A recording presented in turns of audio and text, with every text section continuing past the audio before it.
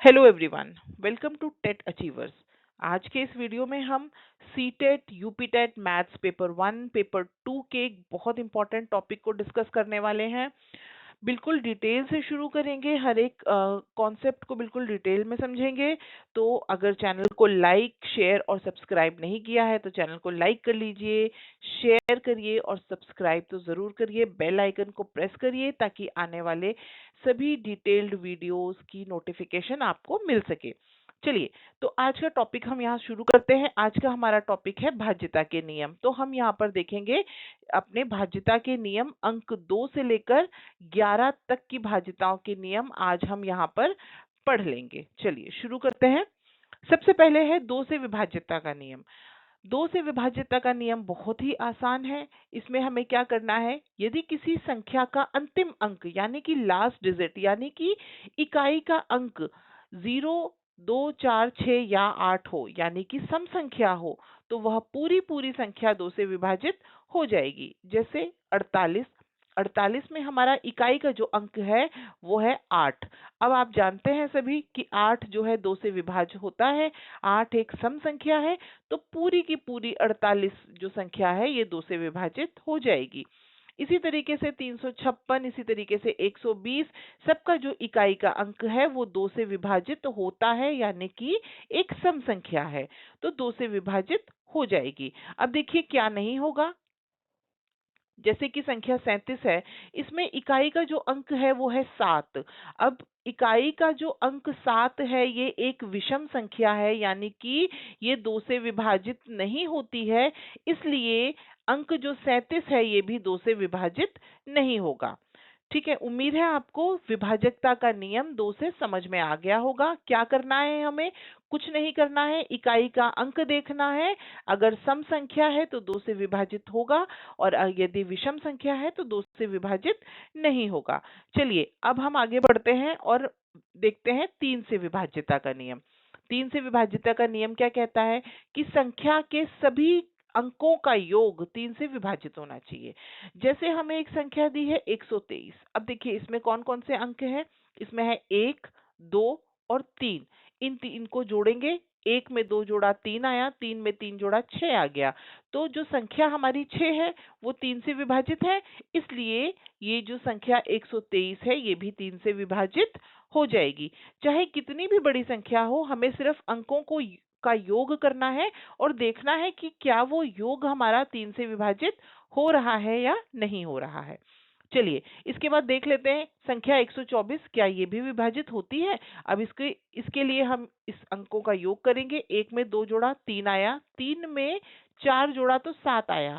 7 संख्या हमारी 3 से विभाजित नहीं होती है, इसलिए ये पूरी संख्या 124 हमारी 3 से विभाजित नहीं होगी। उम्मीद है आपको विभाज्यता के नियम समझ में आ रहे होंगे। चलिए आगे बढ़ते हैं। आगे देखते हैं 4 से विभाज्यता का नियम। देखिए 4 से विभाज्यता का नियम कहता है कि संख्या के अंतिम 2 अंक यानी कि इकाई और दहाई का अंक या तो डबल जीरो हो अथवा 4 से विभाजित हो, तो वो पूरी की पूरी संख्या जो है वो 4 से विभाजित हो जाएगी। उदाहरण के तौर पे देखते हैं 316। अब देखिए 316 में ये जो इकाई और दहाई का अंक है ये डबल जीरो तो नहीं है, लेकिन 16 है, 4 से विभाजित हो रहा है, इसलिए ये पूरी की पूरी संख्या जो है हमारी वो 4 से विभाजित हो जाएगी। 318 में देखेंगे इकाई और दहाई का अंक 18 है, 18 4 से विभाजित नहीं होता है, इसलिए यह संख्या जो है वो 4 से विभाजित नहीं होगी। उम्मीद है आपको समझ में आ गया होगा। एक बार रिवाइज कर लेते हैं कि हमें क्या देखना है, इकाई और दहाई का अंक देखना है। इकाई और दहाई का अंक या तो डबल जीरो हो, जैसे 500। 500 संख्या में इकाई और दहाई के अंक जो है वो हमारे डबल जीरो हैं, तो हम बिना देखे बता देंगे कि ये पूरा 500 जो है वो 4 से विभाजित हो जाता है। इसके बाद अथवा ऐसा अंक हो इकाई दहाई का जो कि 4 से विभाजित हो। चलिए अगली विभाजकता देखते हैं। अगली है 5। बहुत सरल है। क्या है, यदि अंतिम अंक यानी कि इकाई का अंक या तो 0 हो या 5 हो, या तो 0 हो या 5 हो, तो संख्या जो है वो 5 से विभाजित हो जाएगी। देखिए 75 में इकाई का अंक 5 है तो संख्या 5 से विभाजित हो जाएगी। इसी तरीके से 120 में इकाई का अंक जो है वो शून्य है, 0 है, तो भी ये संख्या 5 से विभाजित हो जाएगी। हमें इकाई का अंक देखना है, इकाई के स्थान पर हम देखेंगे अगर 0 है या 5 है तो संख्या जो है वो 5 से विभाजित हो जाएगी। अब एक एग्जाम्पल और लेते हैं। हमने 73 का एग्जाम्पल लिया। अब 73 में हम देखते हैं इकाई का अंक 3 है, ना तो ये 0 है ना ये 5 है, तो ये जो संख्या है ये हमारी 5 से विभाजित नहीं होगी। चलिए आगे बढ़ते हैं। 6 से विभाज्यता का नियम देखेंगे। 6 से विभाज्यता का नियम हमारा कहता है कि दी गई संख्या 2 और 3 दोनों से विभाजित होनी चाहिए। मतलब 6 से अगर कोई संख्या को विभाजित होना है तो हम ये देख लेंगे कि क्या वो संख्या 2 से विभाजित है, अगर हाँ, और क्या वो संख्या 3 से विभाजित है, अगर हाँ।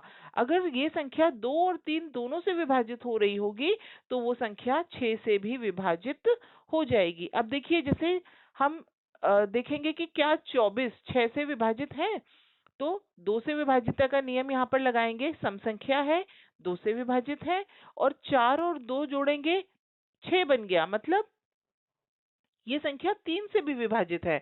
तो अगर ये संख्या 2 से भी विभाजित है, ये संख्या 3 से भी विभाजित है, तो ये 6 से भी विभाजित हो जाएगी।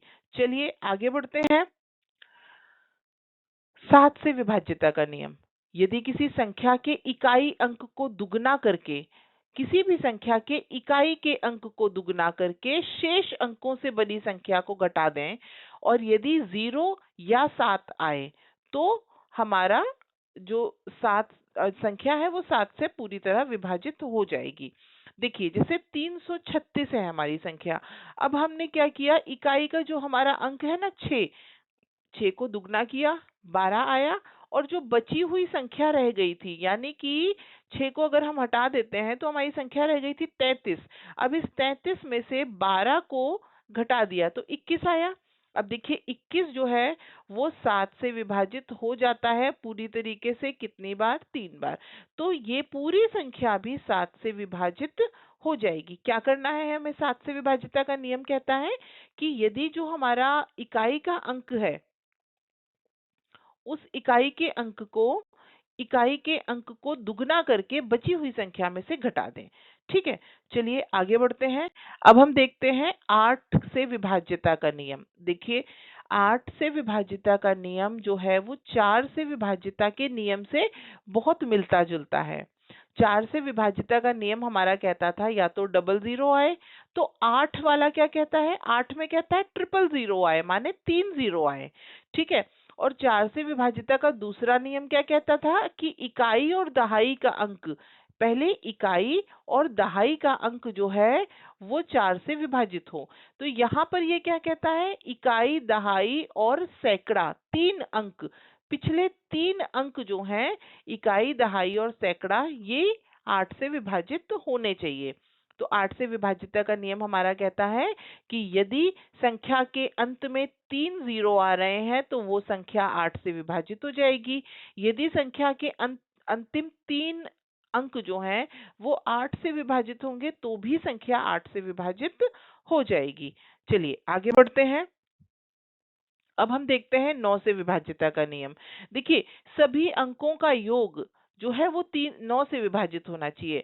तो कुछ याद आया किससे मिलता जुलता है, 9 का विभाज्यता का नियम जो है वो 3 से मिलता जुलता है। 3 में भी विभाज्यता का नियम यही कहता था कि सभी अंकों का योग 3 से विभाजित होना चाहिए। यही आपका 9 से विभाज्यता का नियम भी कहता है कि सभी अंकों का जो योग है वो विभाजित होना चाहिए 9 से।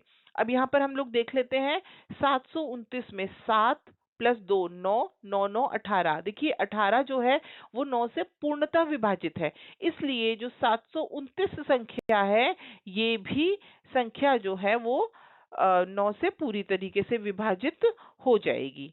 चलिए आगे बढ़ते हैं। 11 से विभाज्यता का नियम। देखिए 11 से विभाज्यता का नियम कहता है हमसे कि हमको संख्या के विषम स्थान और सम स्थान को के अंकों का योग अलग अलग करना है, फिर दोनों का अंतर निकालना है। यदि वो अंतर 0 हो अथवा 11 हो तो वो संख्या 11 से पूरी तरीके से विभाजित हो जाती है। इसको हम समझते हैं, एक बार फिर से पढ़ लेते हैं। सम स्थान और विषम स्थान, देखिए विषम स्थान और सम स्थान दोनों के अंकों का जो योग है उनको हम अलग अलग जोड़ लेंगे। उसके बाद हम उनका अंतर पता कर देंगे। अगर वो अंतर या तो 0 आए या 11 से विभाजित हो तो पूरी पूरी संख्या जो है 11 से विभाज्य हो जाएगी। देखिए यहाँ पर अगर हम देखते हैं कि 11 से विभाजिता का नियम, यहाँ पर ये उदाहरण है 121। अब 121 में सम स्थान, देखिए ये है विषम स्थान, ये है विषम स्थान और ये है सम स्थान। अब विषम स्थानों का अगर हम योग करते हैं तो एक और एक में दो, एक जोड़ते हैं तो दो हो जाता है। सम स्थान पर दो दिया है, अब दो में से दो माइनस कर दिया तो हमारा उत्तर आ गया 0। यानी कि जब हम सम स्थान और विषम स्थान के अंकों का योग को का अंतर निकालते हैं तो वो या तो 0 आ जाए या फिर कोई ऐसी संख्या आ जाए जो 11 से विभाजित हो, यानी कि 11 के पहाड़े में आती हो, तो वो पूरी की पूरी संख्या जो है वो 11 से विभाजित हो जाएगी।